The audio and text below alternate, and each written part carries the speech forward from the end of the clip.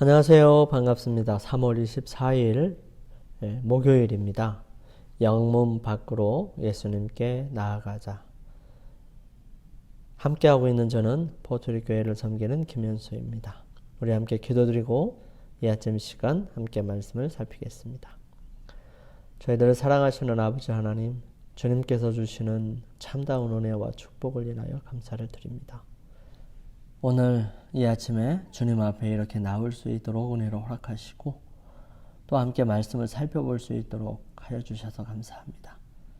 주님, 이 하루를 주님께 드립니다.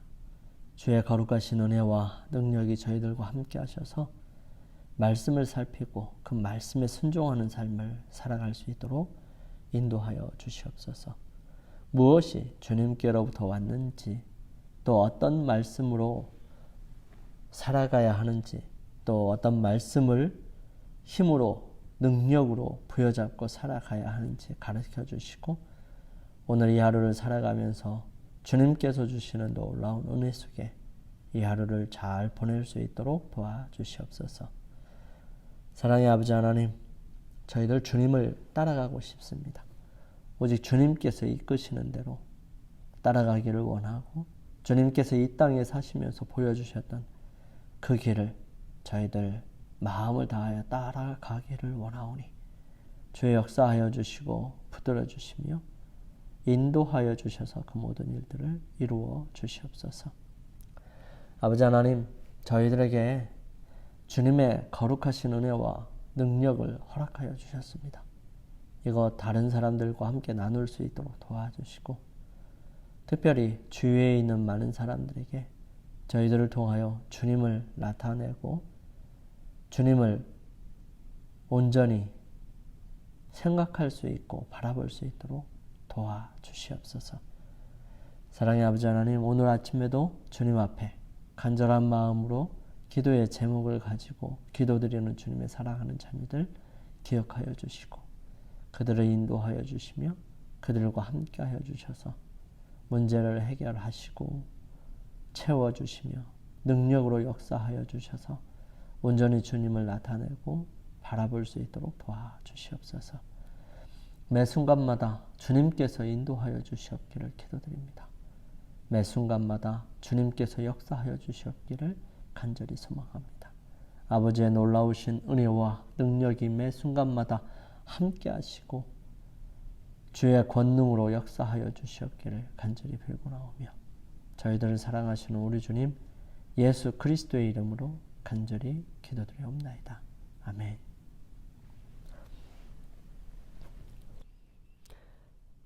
교과는 히브리서 13장 10절에서 14절과 마가복음 8장 34절, 마태복음 10장 38절, 누가복음 14장 27절과 갈라디아서 2장 20절을 비교해 보라고 얘기합니다. 영문 밖으로 예수님께 나아간다는 것이 무슨 뜻인지 우리 함께 살펴보도록 하겠습니다. 히브리서 13장 10절에서 14절 말씀은 우리에게 제단이 있는데 장막에서 섬기는 자들은 그 제단에서 먹을 권한이 없나니 이는 죄를 위한 짐승의 피는 대제사장이 가지고 성소에 들어가고 그 육체는 영문 밖에서 불사릅니다.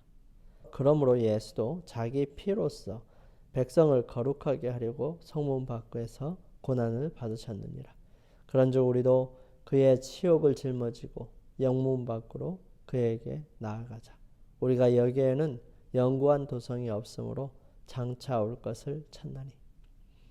마가복음 8장 34절은 무리와 제자들을 불러 이르시되 누구든지 나를 따라오려거든 자기를 부인하고 자기 십자가를 지고 나를 따를 것이니라. 누가복음 14장 27절은 누구든지 자기 십자가를 지고 나를 따르지 않는 자도 능히 내 제자가 되지 못하리라. 갈라디아 2장 20절은 내가 그리스도와 함께 십자가에 못 박혔나니 그런즉 이제는 내가 산 것이 아니요 오직 내 안에서 그리스도께서 사신 것이라.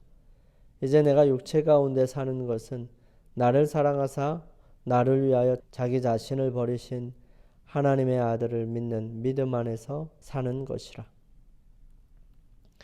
문 밖에 있는 장소는 진영 전체에서 가장 부정한 곳이었습니다. 제물로 바쳐진 동물들의 사체가 그곳에서 불태워졌습니다. 문둥병자들도 진영 밖으로 쫓겨났고요. 여호와의 이름을 모독한 사람들과 다른 범죄자들을 처형하는 것도 바로 진영 밖이었습니다. 이와 같은 규례는 하나님의 임재가 진영 안에 있다는 것을 전제로 했습니다. 하나님께서 어떤 불결한 것도 보려하지 않으셨기 때문에 모든 부정한 것들은 진영 밖으로 쫓겨나게 되었습니다. 예수님께서는 예루살렘 밖에 세워진 십자가 위에서 고통당하셨습니다. 이 사실은 그분에게 지워진 수치를 강조합니다. 예수님께서는 신성 모독이라는 죄명으로 정죄받아 이스라엘로부터 거절당하시고 성벽 밖에서 죽임을 당하셨습니다. 예수님께서는 수치스럽고 불결한 존재로 치부되어 진영 밖으로 쫓겨나셨지요. 하지만 바울은 신자들에게 예수님께서 견디신 수치를 견디며 예수님을 따라 영문 밖으로 나가라고 권면합니다. 이것이 바로 애굽의 모든 보화보다 그리스도를 위하여 받는 수모를 선택한 모세가 따라갔던 길이었습니다. 그런데 히브리서는 이제 하나님의 임재가 진영 밖에 있다고 이야기합니다. 예수님을 따라 영문 밖으로 나아가는 행동은 그분의 수모를 감당하는 것일 뿐만 아니라 금송아지 반역 사건 이후 모세가 하나님의 장막을 취하여 진 밖에 쳤을 때 이스라엘 백성들 중에 여호와를 앙모하는 자들이 진 밖으로 나갔던 것 같이 그에게 나아가는 것입니다. 이 이야기는 불신자들이 예수님을 거절하는 것은 이스라엘이 금송아지 반역에서 그랬던 것처럼 하나님 또한 거절하는 것임을 보여줍니다. 그러므로 고난과 치욕의 길은 하나님께 나아가는 길이기도 합니다. 바울은 독자들에게 믿음의 주여 또 온전케 하시는 이인 예수님을 따르라고 초청하고 있고요. 그들이 현재 고난을 이 의와 평강의 열매를 맺기 위한 일시적인 훈련으로 여기도록 초청합니다. 그들은 하나님이 계획하시고 지으시는 장차 올 도성을 찾기 위해 타락한 도시를 떠나는 것입니다. 하나님의 백성들은 하나님이 계획하시고 지으실 터가 있는 성에 들어가기 위하여 고난과 수치를 견디신 예수님을 따라 영문 밖으로 나아가야 합니다. 이스라엘 자손들은 옛적에 그들을 의식적으로 부정으로부터 정결하게 하기 위해서 온 회중을 위해 희생을 드리라는 명령을 받았습니다. 이 희생은 붉은 암송아지로 죄의 오염으로부터 구속하는 보다 완전한 예물을 표상하는 것이었습니다. 이것은 부득이 혹은 부지 중에 죽음을 만진 자들을 정결하게 하기 위하여 필요에 따라 드리는 희생이었는데요. 어떤 식으로든지 죽음을 만지게 된 모든 사람은 의식적으로 부정한 사람으로 여겨졌습니다. 이것은 죽음이 죄의 결과로 왔으며 그래서 죄의 표상이 되었다는 것을 히브리인들의 마음에 강하게 인상지어 주기 위함이었습니다.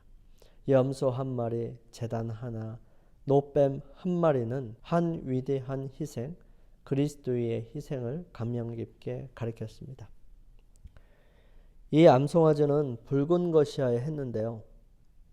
이것은 피의 한 상징이었습니다. 이것은 점이나 흠이 없어야 했으며 멍에를 메어보지 않은 것이어야 했습니다. 여기서 다시 한번 그리스도께서 표상되었습니다. 하나님의 아들은 속죄 사업을 성취하기 위하여 자원하여 오셨습니다. 그분에게는 의무적인 멍에가 없었는데 왜냐하면 그분은 모든 율법에 구애되지 않고 초월해 계시기 때문이었습니다. 하나님의 지성적인 전령으로서 천사들은 의무적인 멍에 아래 있었고요. 그들의 어떤 개인적인 희생도 타락한 사람의 죄를 대속할 수 없었습니다. 그리스도만이 율법의 요구에서 벗어나 죄된 인류의 구속을 담당할 수 있으셨습니다.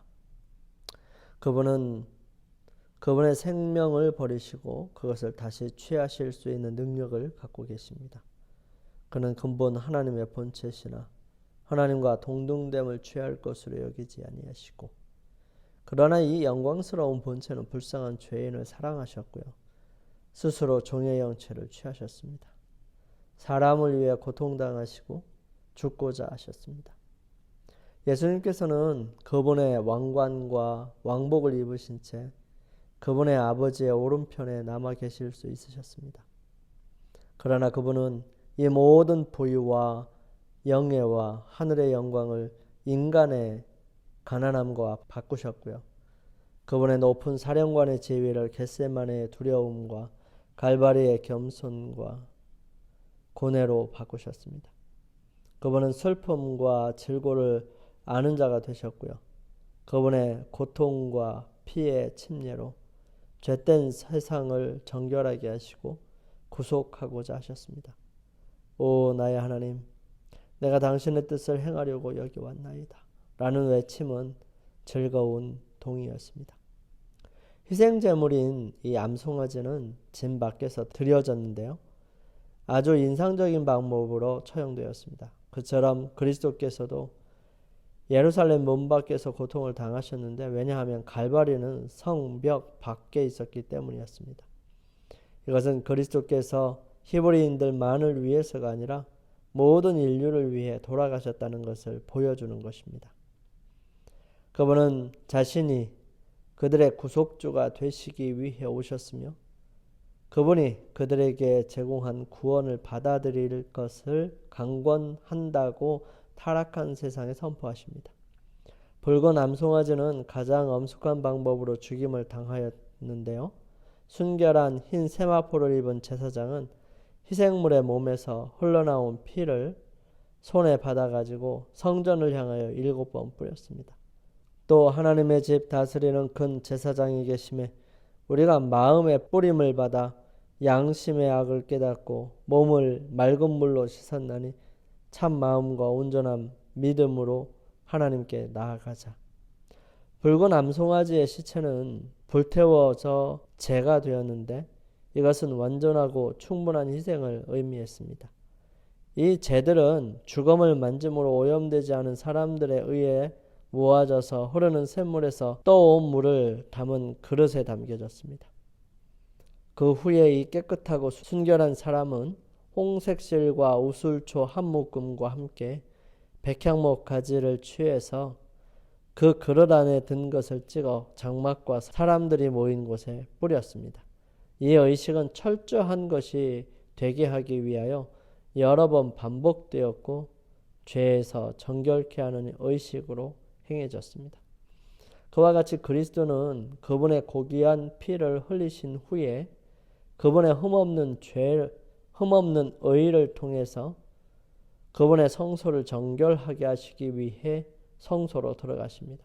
그리고 거기에서 붉은 피는 하나님을 사람과 화목시키는 봉사에 드려집니다. 어떤 사람들은 이 붉은 암송아지의 희생을 무의미한 의식으로 볼 것입니다. 그러나 이것은 하나님의 명령에 의해 행해지는 것이고요. 이것은 현재까지 적용되는 심오하고 중요한 의미가 있습니다. 제사장은 백향목과 우술초를 정결하게 하는 물에 담가 부정한 자에게 뿌리는 데 사용했는데요. 이것은 우리를 도덕적 불결함으로부터 깨끗하게 하기 위해 뿌려진 그리스도의 피를 상징했습니다. 반복해서 뿌려지는 것은 회개하는 죄인들을 위해 완성되어야 할 사업의 완전함을 예증합니다. 그가 가진 모든 것은 희생되어야 했습니다. 그 자신의 영혼이 깨끗하고 정결하게 씻어져야 할 뿐만 아니라 그의 가족, 그의 가사, 그의 재산, 그리고 그의 모든 소유가 하나님께 드려지도록 노력해야 합니다. 우슬초로 장막에 뿌린 후 깨끗하게 된 자들의 문 위에는 주 여호와여, 저는 제 것이 아니고 저는 당신의 것입니다 라고 기록되었습니다. 이것은 그리스도의 보혈로 깨끗하게 되었다고 공언하는 사람들에게도 마찬가지여야 합니다. 하나님께서는 옛날과 마찬가지로 지금도 엄격하십니다. 시편 기자는 그의 기도에서 이 상징적인 의식을 말합니다. 우슬초로 나를 정결케 하소서 내가 정하리이다. 나를 씻기소서 내가 눈보다 희리이다. 내 속에 정한 마음을 창조하시고 내 안에 정직한 영을 새롭게 하소서.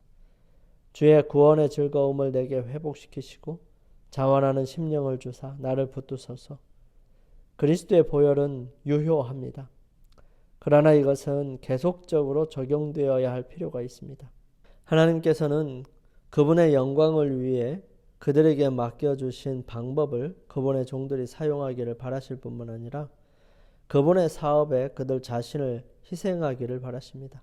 사랑하는 성도 여러분, 만일 여러분이 이기적인 자가 되어 그분의 사업에 기꺼이 드려야 할 것을 철회하고 있다면 여러분 정결케 하는 핏부림을 철저하게 적용하고 여러분과 여러분의 모든 소유를 하나님께 바칠 필요가 있습니다.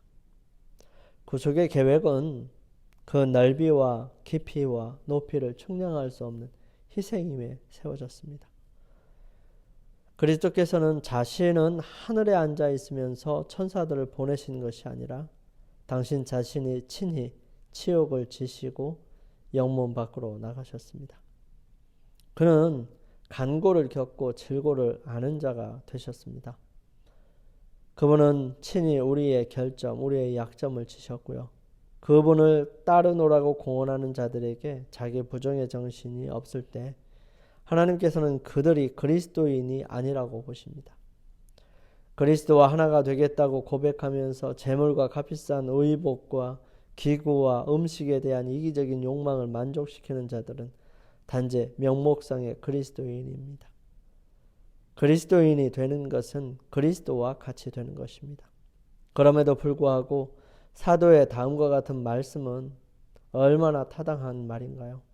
저희가 다 자기 일을 구하고 그리스도 예수의 일을 구하지 아니하되 많은 그리스도인들이 그들이 지닌 이름에 합당한 행실을 하지 않습니다. 그들은 마치 무한한 값을 치른 구속의 계획을 전혀 들어보지도 못한 것처럼 행동합니다. 대다수는 세상에서 그리스도인이라는 이름만 갖기를 원합니다. 그들은 기독교의 형식과 의식은 받아들이지만 자신의 욕망의 만족을 위해서 삽니다. 그들은 세상이 하는 것과 똑같은 열심으로 그들 자신의 목적을 추구하지요. 그러므로 하나님의 나라를 건설하는 일에 도울 수 있는 능력을 상실합니다. 응당 현재보다 10배의 힘과 효율적으로 전진되어야 할 하나님의 사업이 하나님의 백성이라는 자들 중에 어떤 이들이 주의 사업에 바쳐야 할 재물을 자신을 위해 써버리기 때문에 쌀쌀한 겨울바람이 부는 봄과 같이 움츠러들고 있는 것입니다. 영감의 말씀입니다. 누가 영문 밖으로 나아갈 것인가? 누가 편안함과 쾌락을 버리고 오류와 미신과 흑암의 장소에 들어가서 열렬하고 끈기 있게 일하고 진리를 단순히 전하며 믿음으로 기도하고 집집을 다니는 일을 할 것인가? 누가 지금 영문 밖으로 나아가 성령의 능력을 힘입고 그리스도를 위하여 능욕을 치고 사람들에게 성경을 펼쳐 보이며 그들로 회개하라고 부르는 일에 참여할 것인가? 우리 함께 기도드리겠습니다. 저희들을 사랑하시는 아버지 하나님, 이 땅에 저희들을 태어나게 하시고 저희들을 통하여 주님께서 원하시는 그 위대한 일, 세상 사람들을 구원하기 위하여 몸과 마음을 바쳐서 헌신할 주님의 사랑하는 백성들, 그런 사람들이 되기를 원합니다. 거룩하신 아버지 하나님, 저의 모습을 그런 모습으로 바꾸어 주시고 그러한 일에 열심히 있을 수 있도록 역사하여 주시옵소서. 이 땅에서 그리스도인으로 살면서 그저 편안하고 안락한 삶을 추구하는 것이 아니라 하나님의 뜻에 순종하기 위해 필요하다면 예수님처럼 고난과 수치의 길을 걸을 수 있는 담대한 믿음을 허락하여 주시옵소서. 주님과 함께 하기를 원합니다. 주의 거룩하신 은혜와 능력이 저희들과 함께 하여 주시옵기를 예수님의 이름으로 간절히 기도드립니다. 아멘. 감사합니다. 오늘 하루를 주님 안에서 승리하시고 많은 사람들을 복음의 길로 인도하기 위하여 하나님께서 어떤 길로 인도하실지 기대하시면서 주님 앞에 머무는 시간을 갖겠습니다. 저는 내일 아침 이 시간 다시 찾아뵙겠습니다. 감사합니다.